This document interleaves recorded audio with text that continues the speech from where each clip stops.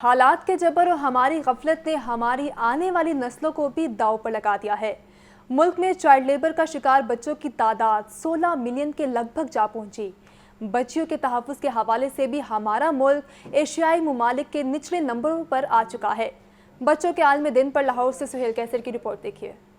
معلوم نہیں ہم نے کون سی پٹری پکڑ لی ہے کہ جس پر اندھوں کی طرح بکٹٹ بھاگے چلے جا رہے ہیں۔ ایسے میں یہ جاننے کی زحمت بھی گوارا نہیں کر رہے کہ ہمارے طرز عمل نے ہمارے بچوں کو ہی شدید تکلیف میں مبتلا کر دیا ہے۔ ہم ایک ایسے ملک کے باسی بن چکے ہیں جہاں چائلڈ لیبر کا شکار بچوں کی تعداد 16 ملین کے لگ بھگ جا پہنچی ہے تو 24 ملین سے زائد بچے اسکولوں سے باہر آوارہ گردی میں مصروف ہیں۔ جو بچہ بھی آؤٹ آف اسکول ہے وہ کہیں نہ کہیں لیبر میں ہے، وہ کہیں نہ کہیں روڈ پہ ہے، یا وہ کہیں نہ کہیں ایسے نامساعد حالات میں ہے جس کی وجہ سے وہ اسکول نہیں جا سکتا۔ تو یہ ایک بہت بڑا سوالیہ نشان ہے۔ اس کے پیچھے کیا محرکات ہیں، کیا وجوہات ہیں، اس کو جاننے کی ضرورت ہے۔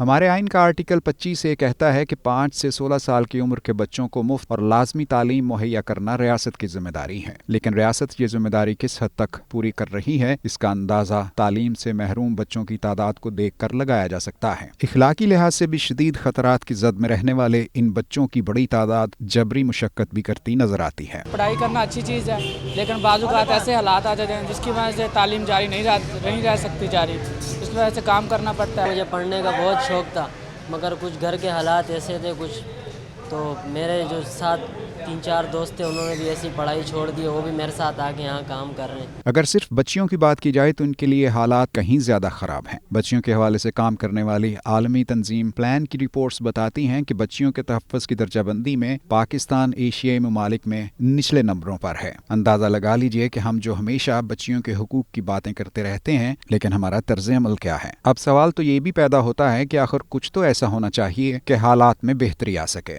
ریسورسز کی طرف آپ توجہ دیں، اور اگر آپ کے پاس اچھے ریسورسز ہیں تو آپ اتنے حساب سے اپنی فیملی کو پلان کریں۔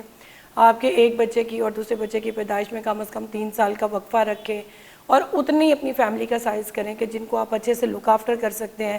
بینگ رسپانسبل پیرنٹس آپ توجہ دے سکتے ہیں۔ معلوم نہیں کہ ابھی بھی وقت آیا ہے یا نہیں کہ ہم کسی اور کے بارے میں نہیں تو کم از کم اپنی آنے والی نسلوں کی طرف ہی کچھ توجہ دے لیں۔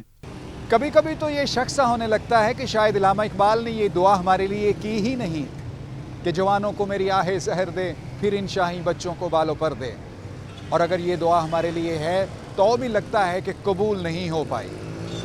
کیمرامین محمد سلیم اور فیصل رحمان کے ساتھ سہیل کیسر، لاہور۔